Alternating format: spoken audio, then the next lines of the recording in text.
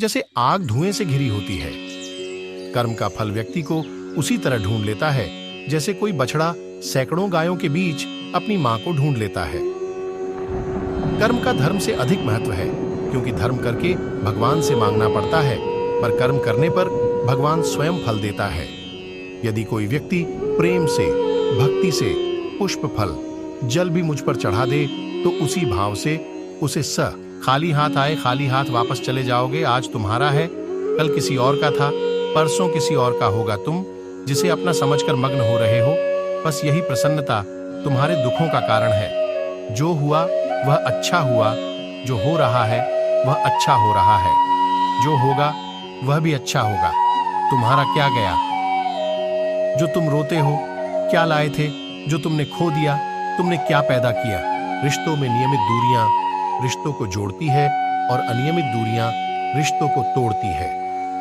जिंदगी में कभी भी अपने किसी हुनर पर घमंड मत करना, क्योंकि पत्थर जब पानी में गिरता है तो अपने ही वजन से डूब जाता है। इंसान के परिचय की शुरुआत भले ही उसके चेहरे से होती होगी, लेकिन उसकी संपूर्ण पहचान तो वाणी से होती है। सदैव सदेह करने वाले व्यक्ति के लिए प्रसन्नता ना इस लोक में है, ना ही कहीं और है। धर्म केवल रास्ता दिखाता है, लेकिन मंजिल तक तो कर्म ही पहुंचाता है। निर्बलता अवश्य ईश्वर देता है, परंतु मर्यादा मनुष्य का मन खुद निर्माण करता है। जब आप दूसरों के लिए अच्छा चाहते हैं तो वही अच्छी चीजें आपके जीवन में वापस आती है। यही प्रकृति का नियम है। जो रास्ता ईश्वर ने आपके लिए खोला है, उसे कभी भी कोई बंद नहीं कर सकता।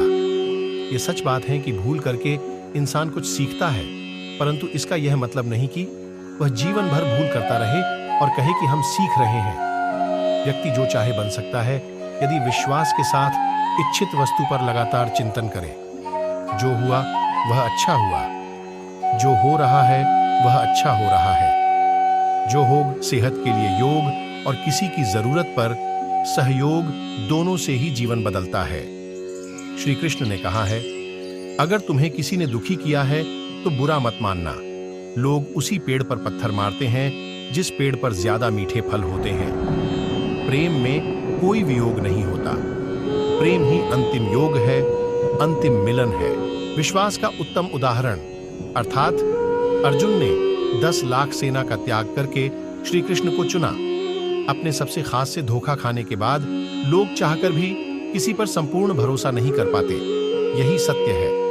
अपने सबसे खास से धोखा खाने के बाद लोग चाहकर भी किसी पर संपूर्ण भरोसा नहीं कर पाते। यही सत्य है।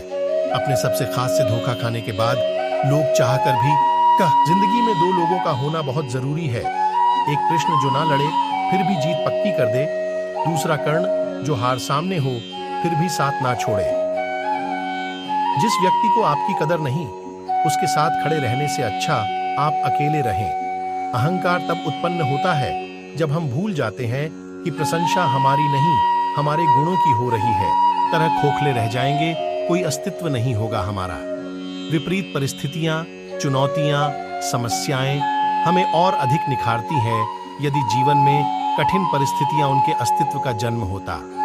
सारे बालियां इसीलिए खाली हैं, इसमें एक भी गेहूं का दाना इसलिए नहीं है क्योंकि तुमने अपने पौधों को संघर्ष कराया ही नहीं। याद रखिए, स्वर्ण में सवर्णीय आभात तभी आती है जहां भी सभी मनुष्यों के स्वामी कृष्ण हैं, और जहां अर्जुन सर्वोच्च धनुर्धर है, वहां भी निश्चित रूप से ऐश्वर्य, विजय, असाधारण शक्ति और नैतिकता होगी। श्रील प्रभुपाद भगवद गीता जिस इंसान के चारों तरफ नकारात्मक लोग रहते हैं, उस इंसान का मंजिल से भटक जाना तय है।